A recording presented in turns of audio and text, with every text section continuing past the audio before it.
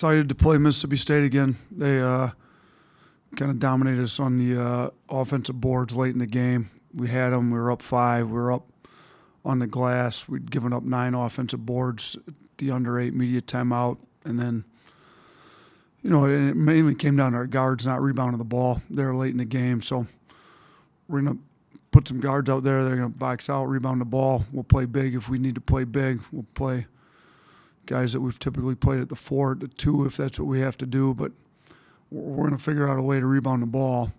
We've got to make some improvements following up the Arkansas game. We can't turn the ball over 24 times. Our point guard's got to take care of the ball. Our guys that don't handle it as much have to take care of it. We can't have guys not handling the ball much, turning it over 4 and 5 times, and our point guards can't combine for 11 either. So, we've got to do a better job putting them in positions to where they aren't going to turn it over, and then, we just got to make some simple reads. So it's been our bigger points emphasis. Obviously our defensive rebounding and on offense, taking care of the ball here in practice the last 2 days.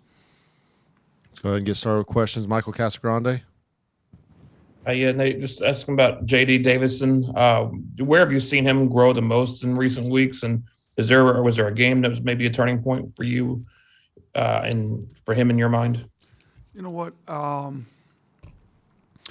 The biggest area of growth, I think, is he's gotten more comfortable playing more aggressive, on offense as he's played harder on D. I think when you just play harder, fly around, don't overthink, your offense too much. You just play really hard on defense and let the offense flow and be aggressive on offense. That's when he's his best. So I think he's been playing a lot harder.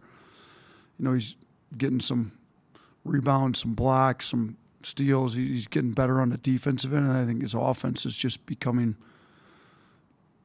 more comfortable as he gets more aggressive, the more he gets himself into the game on the defensive end. And I'm not sure if there's one particular game where it feels like the light just went on, but I think he was gradually getting better, and he's definitely playing a lot better now than he was a month ago for sure. Nick Kelly. Yeah, for Charles, how have you seen his demeanor evolve, or just the way he conducts himself on the court kind of evolve throughout the season? Yeah, he's gotten more comfortable too. Both these guys we're talking about are freshmen. Obviously, it's a lot different than high school basketball. So as the year goes on, as many minutes as the two of them have played, they're starting to look a lot more like experienced guys, now that we're in the middle of February. So, Charles' experience comes with, he's been able to rebound the ball better here lately. He's a little more explosive. He was pretty explosive early. Then I think maybe the wear and tear got to him a little bit. Now he's kind of got his mind back right, and we got his body back to where it's feeling good, and he's a little more explosive. He's flying around. He's finishing at the rim again better. And, he's been – and we've, as a coaching staff, have done a better job of finding matchups for him. And when there's not a matchup, either just, we either don't play him, or like the Arkansas game, we've kind of had the diamond in one ready to go. Now the Mississippi State game, there's definite matchups. It's not like they're going to play a perimeter playing 5 very often. They will a little bit. Brooks plays the 5 some, and he steps out and makes threes. But it's not. Brooks is more of a spacing 5 than he would be a 4, although they play him at the 4 some too. So, but. I think we've been able to find him better matchups, and where maybe we were needing to figure out what exactly he does create and what he can and can't do as well. Let's go next to Charlie Potter. Hey, Coach, last time on your radio show, you talked about Shaq being an unbelievable defender. Just how have you seen him kind of progress in that area to be more of an all-around player this year? You know what? He's really good on the ball. He's tough, strong, physical guard. He can get into the ball. After his freshman year, and again, freshmen have a lot they need to learn. I think they realized he wasn't quick enough laterally to stay in front of some of these guards, and he kind of went home. He worked really hard on his lateral quickness. They worked on opening his hips up more, and he's continued to work on that. He's a much better on-ball defender last year as a sophomore, and this year he's gotten even better. I think his off-ball defense is where we're still wanting to see improvement, but he's gotten better, a lot better than even his sophomore year.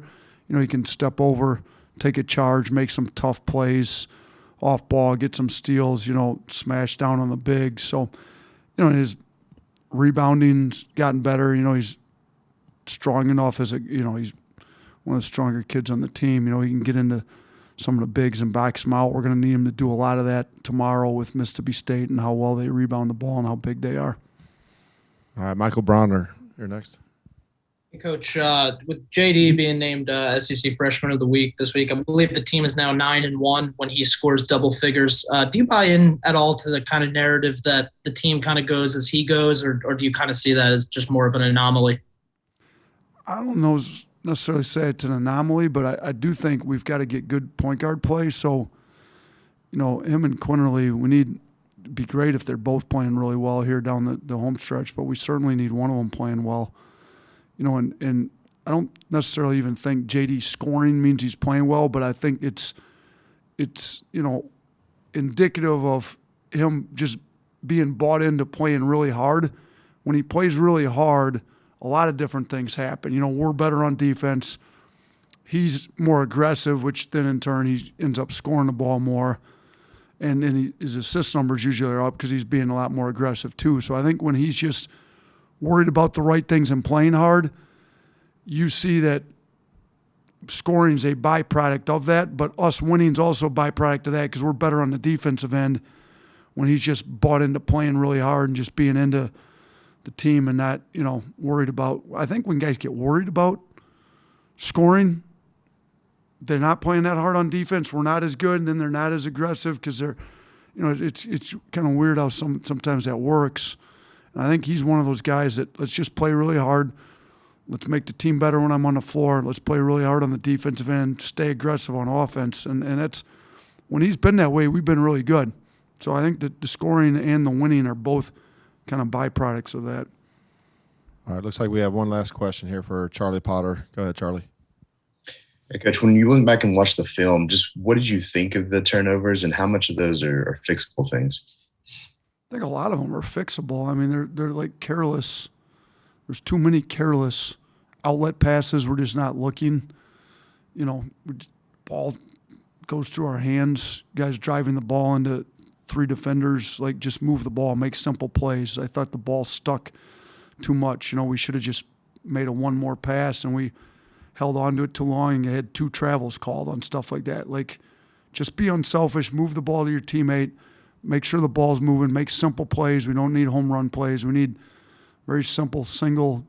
We don't need to shoot for a home run every time. Just hit a single. When we hit singles, our offense is pretty good. The ball moves, and we've got really talented players, and we get them open shots, and we give ourselves a chance to get an offensive board too. So I think most of them are fixable. Arkansas took a lot of charges. We need to be smarter with how we attack the rim with them setting up to take charges. So I think a lot of them are fixable. I told the guys we don't want our guys playing with their heads turned to the bench every mistake, but there's a point when we can't win the game with you turning the ball over as much as you are. So I still want you to play with a lot of freedom, but if you're going to turn the ball over like you've been turning over, we can't keep you in the game. Like, it's just makes it really hard to win the game when we're not taking care of the basketball. So we've got to do a better job as coaches, putting them in a position where they're not going to turn it over, and then they've got to be better at just making simple plays and getting the ball out of their hands at the appropriate times.